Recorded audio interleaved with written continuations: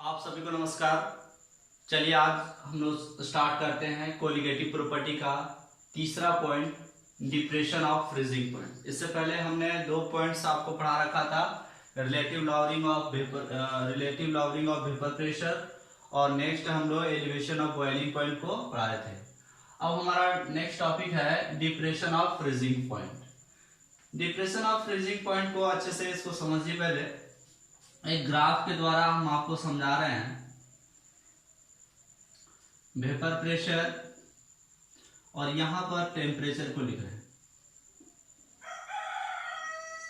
यहां पर एक इस तरह का हम लोग स्लोप ले रहे हैं जिसको हम लोग बोल रहे हैं फ्रोजन फॉर्म। कहने का ये मतलब है कि इस लाइन को जो जो लिक्विड या फिर जिस जिस सॉल्यूशन टच करेगी वो फ्रीज होगी। फ्रीजिंग पॉइंट किसको कहते हैं कि एक ऐसा टेम्परेचर जिसमें लिक्विड का वेपर प्रेशर वही लिक्विड के सॉलिड अवस्था में वेपर प्रेशर के बराबर हो जाए तो उसको हम लोग फ्रीजिंग पॉइंट कहते हैं। मान लेते हैं यहां पर इस तरह से मैं यहां पे प्योर सॉल्वेंट को ले रहा हूं। जब मैं प्योर सॉल्वेंट लूंगा तो मैं यहां पे इसको टेम्परेचर दिखा रहा हूं कि ये किस टेम्परेचर पे फ्रीज कर रही है। मैं लिख रहा हूं TF0। T मतलब टेम्परेचर, F मतलब फ्रीजिंग पॉइंट। हाँ, फ्रीजिंग पॉइंट हम लोग दिखा रहे हैं, नॉट इस बात को बता रहे हैं कि प्योर है।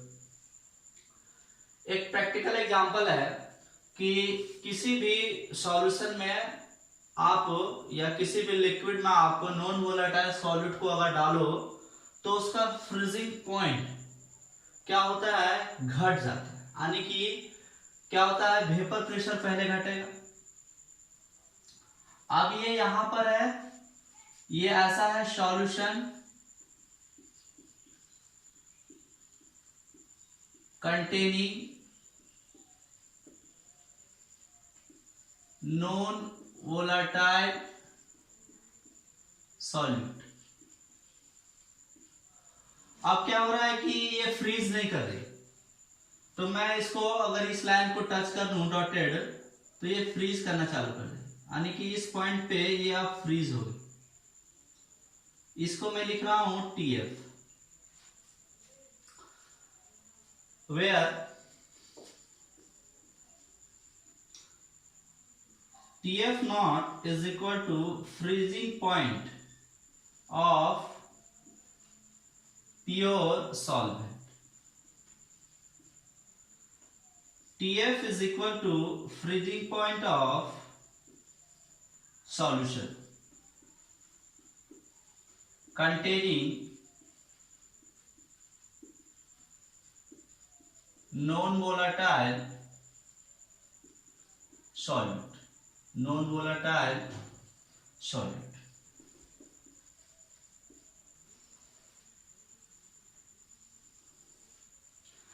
अगर आप इस ग्राफ में देखोगे तो यहां पे आप कहोगे कि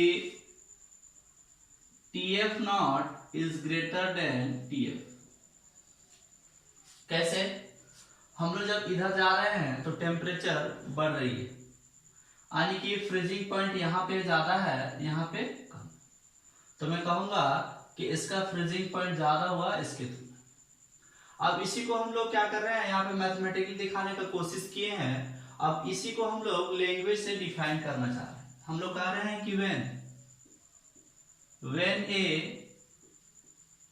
non-volatile solute is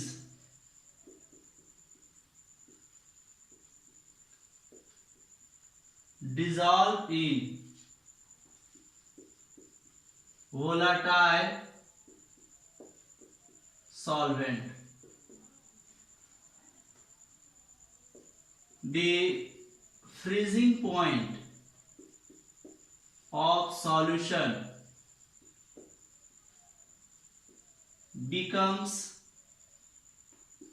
lower than diet of pure solvent, pure solvent.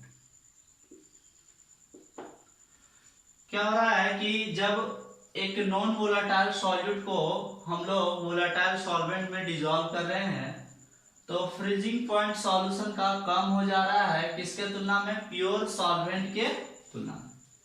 It is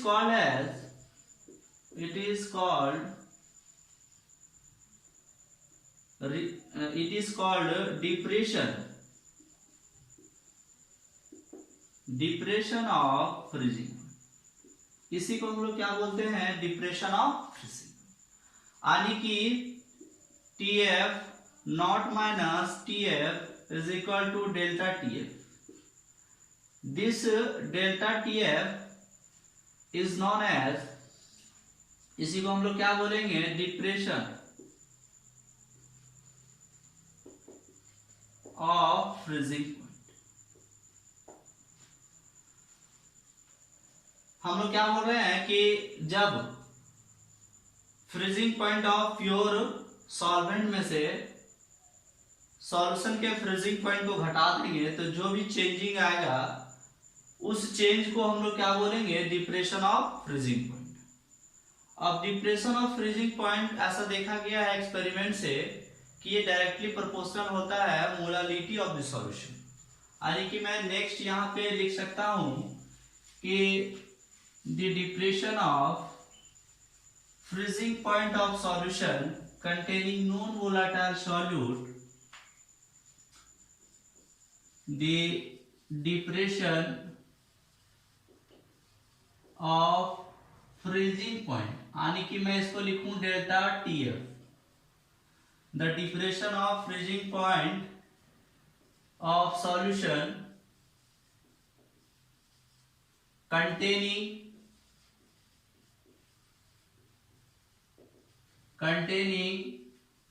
non-volatile solute in a volatile solvent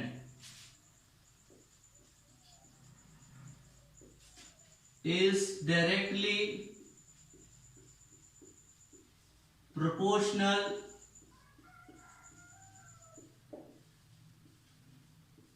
to the molality of the solution। यानी कि कहने का ये मतलब है कि depression of freezing point delta TF is directly proportional to molality. Delta TF is equal to Kf into molality। Equation 1 where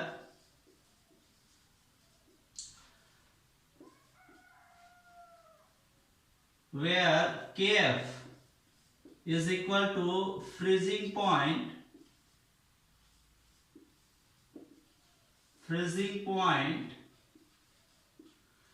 depression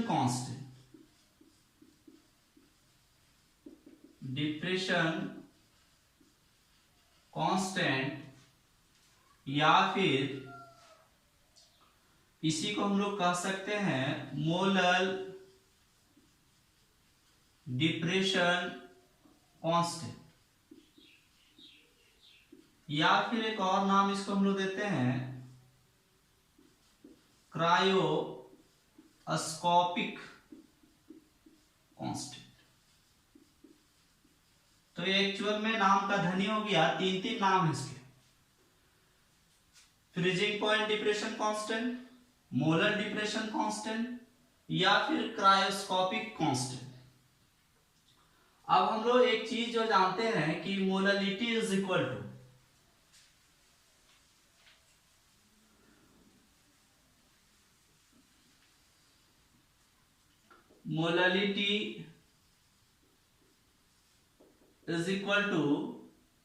ऐसा मैं लिख दूं कि we know that WB/MB into 1000 gram per kg divided by WA in gram. Equation 2। अगर equation 1 और 2 को देखा जाए तो मैं लिख सकता हूं कि delta TF is equal to KF into WB/MB into 1000 gram per kg divided by WA in gram. यानी कि मैं यहां पे लिख सकता हूं फ्रॉम इक्वेशंस 1 एंड 2। 1 और 2 से मैंने लिखा इस 1 और उस 2 से मैंने इस इक्वेशन को लाया। अब क्या हो सकता है कि आपको KF का वैल्यू अगर पता हो जाए और क्वेश्चन में कुछ और चीजें इंफॉर्मेशन गिवन हो तो जो अननोन हो उसको हम लोग निकाल सकते हैं। हम लोग जान रहे हैं कि वेयर क्या जान रहे हो, WB क्या है, मास ऑफ सॉल्यूट, ये किस में रहता है, ग्राम में। MB क्या है, मोलर मास ऑफ सॉल्यूट, ये रहेगा इन ग्राम पर मोल में। WA क्या है, मास ऑफ सॉल्वेंट, ये किस में रहेगा, इन ग्राम। अब सॉल्यूट और सॉल्वेंट क्या है इसको तो हम लोग बहुत अच्छे से जानते हैं।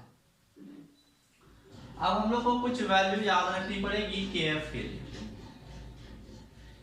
हम लोग क्या कर रहे हैं, पहले KF को डिफाइन कर लेते हैं फिर इसके वैल्यू के तरफ बढ़ेंगे। हम लोग डिफाइन कर रहे हैं मोलर डिप्रेशन कांस्टेंट, जिसको हम लोग KF बोलते हैं। अगर हम लोग कहें कि if WB/MB is equal to 1 mole solute, और हम लोग कहें कि WA is equal to 1000 gram solvent, that is 1 kg solvent, या फिर हम लोग बोले that is molality is equal to 1। यहां पर अगर हम लोग इसका वैल्यू 1 बैठाएं और यहाँ पर 1000 बैठाएं तो 1000 टर्म्स कट जाएंगे, ये भी 1 होंगे, ये भी टर्म 1 होंगे, यानी कि delta TF is equal to KF होंगे। या फिर मोललिटी को हम लोग 1 बैठाएं यहाँ पर, तो मोललिटी को अगर 1 बैठा दोगे तो delta TF is equal to KF हो जाएगा। तो हम लोग यहाँ पे लिख सकते हैं कि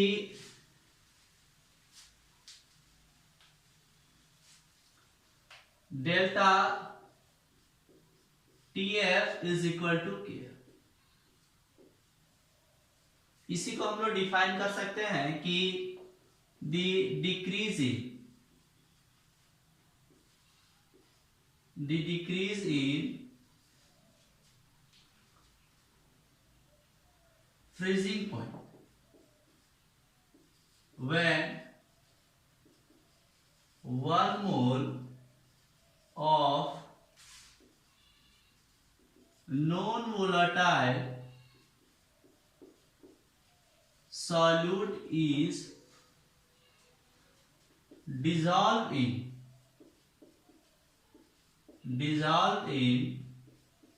1 kg solvent is called molar depression constant।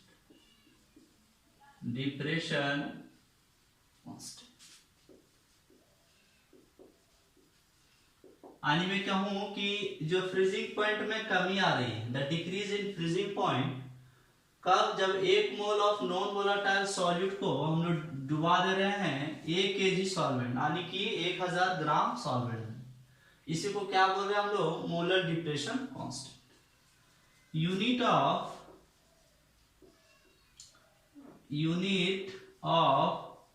KF की अगर यूनिट देखें तो हम लोग जानते हैं कि delta T F is equal to K F into molality. इस इक्वेशन को मैं इंटरचेंज कर सकता हूं, यानी कि मैं ऐसा भी लिख सकता हूं कि K F into molality is equal to delta T F, और मैं ऐसा लिख सकता हूं कि K F is equal to delta T F divided by molality.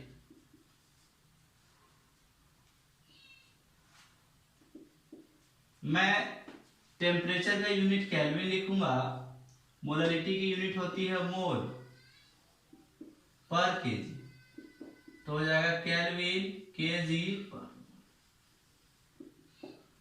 अगर आपको मोलर एलिवेशन कांस्टेंट याद हो, यानी केवी याद हो, तो उसकी भी यूनिट यही आई थी, केल्विन केजी पर मोल। ऐसा क्यों आया था? क्योंकि दोनों में ही एक ही रिश्ता है। वहां पर हमने डेल्टा टी भी लिखा था, यहाँ डेल्टा टी एफ है, यानी टेम्परेचर ही बता रहा है। यहाँ हमने के बी लिखा था, यहाँ हमने के एफ लिखा है। यहाँ भी मोलरिटी थी और वहां भी मोलरिटी। अब हम लोग क्या कर रहे हैं, कुछ के एफ का वैल्यू अगर हम लोग जान लें तो न्यूमेरिकल को सॉल्व करने में काफी आराम हो। तो कुछ जो वैल्यू है के एफ का मैं वो लिख दे रहा हूं। एनसीईआरटी में केएफ का बहुत सारा वैल्यू गिवन है।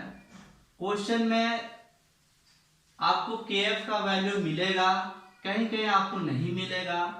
उस समय मैं जो लिखा रहा हूं जिस सॉल्वेंट के लिए, उसको आपको यूज करना है। Some value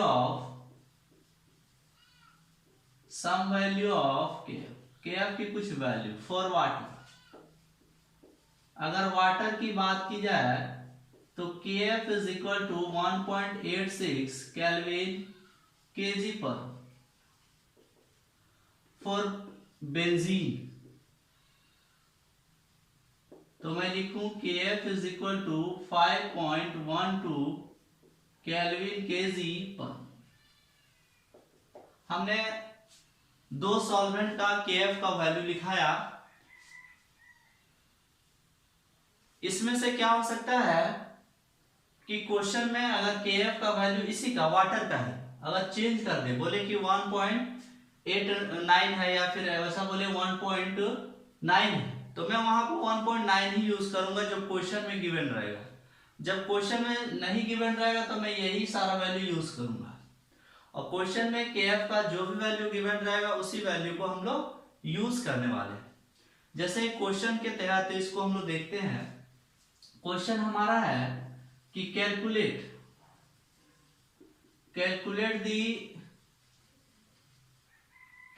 the freezing point of solution, या फिर ऐसे बोले calculate the freezing point of 1m aqueous solution of urea। m का मतलब आपको समझ आना चाहिए, स्मॉल m का मतलब कि इसमें मोलरिटी की वैल्यू। हमारे पास क्या रिश्ता है, delta T F is equal to K F into molarity. ये हम लोग रिश्ता जान रहे थे। इसमें से इन्होंने मोलरिटी दे रखा है 1 है, और क्वेश्चन में एक चीज इन्होंने दे रखा है एक्वस सॉल्यूशन। तो एक्वस सॉल्यूशन से क्या मतलब होता है कि यहाँ पे वाटर है। वाटर का मतलब है कि KF का वैल्यू मैं कितना यूज करूंगा, 1.86, यानी कि मैं लिखूं, इसको थोड़ा एक्सपेंड कर सकता हूं, TF not minus TF is equal to, इसका मैं वैल्यू बैठा सकता हूं, और या फिर अभी रहने देते हैं, ये बैठा देते हैं 1.86 kelvin kg per mole into 1 मोल पर केजी। तो केजी और पर केजी काट सकते हैं, मोल पर मोल काट सकते हैं।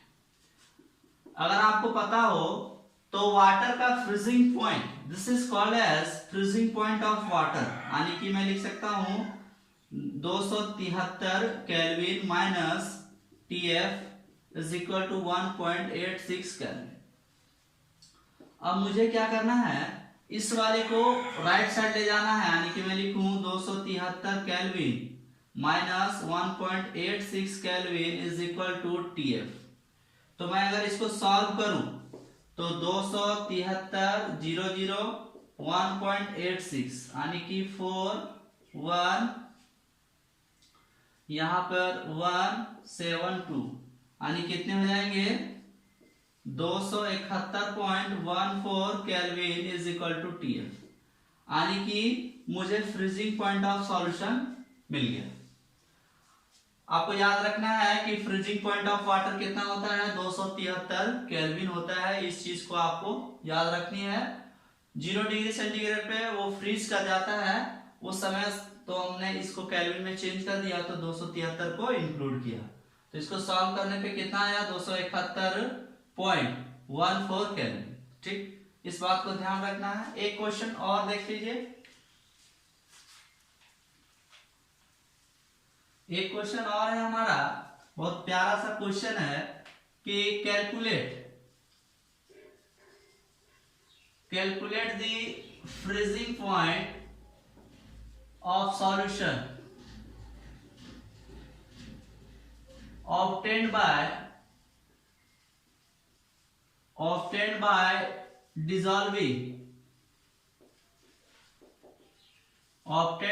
dissolving 15 gram urea in 125 gram water।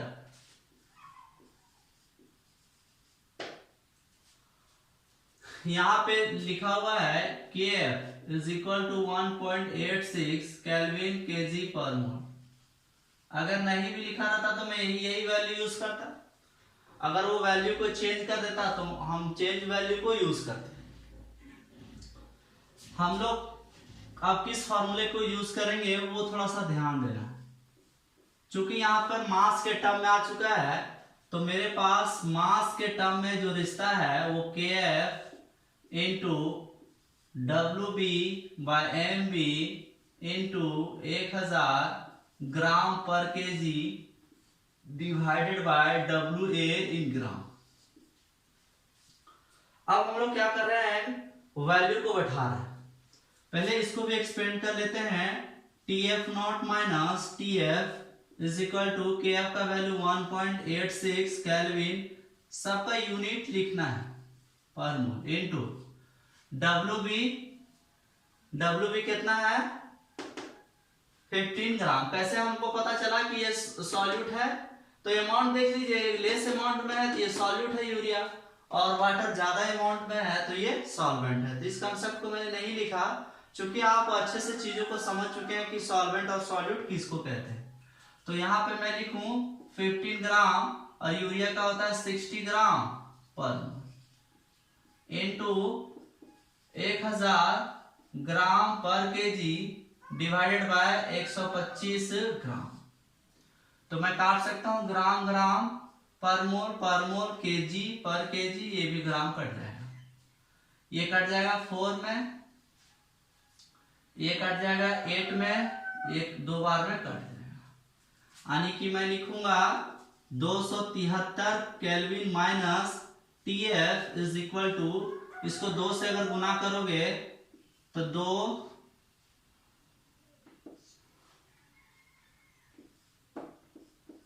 यानी कि 3.72 आएगा। हाँ, 6 गुना 12, 8 गुना 16, 1 17 और 2 एकम 2 1 3। अब हम लोग क्या कर रहे हैं, इधर सॉल्व कर रहे हैं। 273 केल्विन माइनस 3.72 kelvin is equal to TF।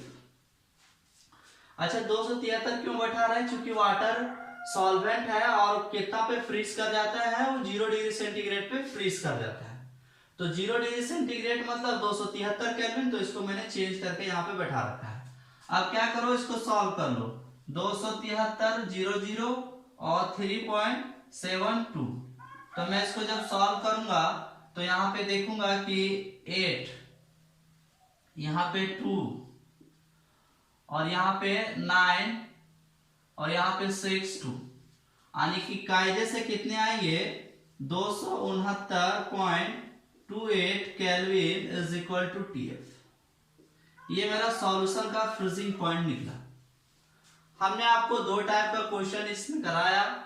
कुछ क्वेश्चन आपको प्रैक्टिस के लिए दे रहे हैं। होमवर्क के लिए क्वेश्चन है कि 45 ग्राम इथाइलिन ग्लाइकोल, फॉर्मूला दे रखा है इन्होंने, C2H6O2 इज मिक्स्ड विद, इसको मिला रहे हैं हम लोग 600 ग्राम वाटर के साथ। पहला हमसे पूछ रहा है calculate the freezing point depression, यानी कि हमको पूछ रहा है डेल्टा TF। यहां से सॉल्यूट का मास गिवन है, तो मैं यहां से मोलर मास भी निकाल सकता हूं, है ना। कैसे जोड़ोगे, कार्बन 2 है तो 24 प्लस 6 प्लस 32, ऑक्सीजन होते हैं 16, ऐसे ऐसे 2 है तो 32, यानी कि 62 आएंगे, 62 ग्राम। इसको जब कैलकुलेट करोगे तो इसका वैल्यू TF, डेल्टा TF का वैल्यू 2.2 केल्विन आएगा। नेक्स्ट आपसे पूछ रहा है कि फ्रीजिंग पॉइंट ऑफ सॉल्यूशन बताइए। तो फ्रीजिंग पॉइंट ऑफ सॉल्यूशन पूछ रहा है, यानी कि आपसे पूछ रहा है कि TF आप कितना निकालोगे। और चूंकि वाटर है तो हमको पता होना चाहिए कि TF नॉट का वैल्यू 0 डिग्री सेंटीग्रेड, यानी कि 273 केल्विन। तो यहां से हम लोग TF नॉट का वैल्यू बैठा देंगे और TF निकाल लेंगे। नेक्स्ट हमारा क्वेश्चन है कि 1 gram of a non volatile solute, एक नॉन वोलेटाइल सॉल्यूट 1 ग्राम का डाला हुआ है, is dissolve in 50 gram benzene. ठीक, बोल रहा है कि lower the freezing point of benzene by 0.04 Kelvin. The freezing point depression constant of benzene is 5.12 Kelvin kg per mole. Find out the molar mass of this solute. Question का theme क्या है पहले समझा देते हैं। क्वेश्चन हमसे ये पूछ रहा है, क्वेश्चन का ये थीम है कि सॉल्यूट है और सॉल्वेंट है और सॉल्यूशन तैयार हो रहा है। बोल रहा है कि 1 ग्राम नॉन वोलेटाइल सॉल्यूट को डुबा दे रहा है 50 ग्राम बेंजीन में, यानी कि 50 ग्राम बेंजीन। ये किस चीज का सॉल्यूट है मुझे पता नहीं। इन्होंने एक चीज और दे रखा है कि lower the freezing point of benzene by 0.4 kelvin, यानी कि इन्होंने दे रखा हमको कि delta TF is equal to 0.4 kelvin. कितना लोअर हो गया, यानी इतना लोअर हो गया। इसका ये मतलब lower the freezing point of benzene by 0.4 kelvin, यानी कि इन्होंने डेल्टा TF का वैल्यू कितना दे रखा है, 0.4 केल्विन। बोलता है कि इन्होंने ये आगे और भी कह रहे हैं कि इसका जो KF का वैल्यू है, KF का वैल्यू 5.12 केल्विन kg पर मोल है। तो आपसे पूछ रहा है कि find out the molar mass of solute. Solute का मोलर मास क्या होगा, यानी कि किस फॉर्मूले का हम लोग यूज करेंगे, delta TF is equal to KF into WB by MB into 1000 gram per kg और WA इन किस में, ग्राम। तो इन्होंने डेल्टा TF का वैल्यू दे रखा है, इतना डेल्टा TF का 0.4 केल्विन बैठाएंगे। इसका वैल्यू भी गिवन है। हम लोग को निकालना है MB और WA गिवन, WB गिवन है कितना 1 ग्राम, ठीक। और WA भी गिवन है, WA कितनी गिवन है 50 ग्राम। तो यहां से कैलकुलेट करके हमको MB पता हो जाएगा, ठीक है। तो इस तरह से आप बना लीजिएगा। नेक्स्ट टॉपिक पे मिलते हैं, आप सभी का धन्यवाद।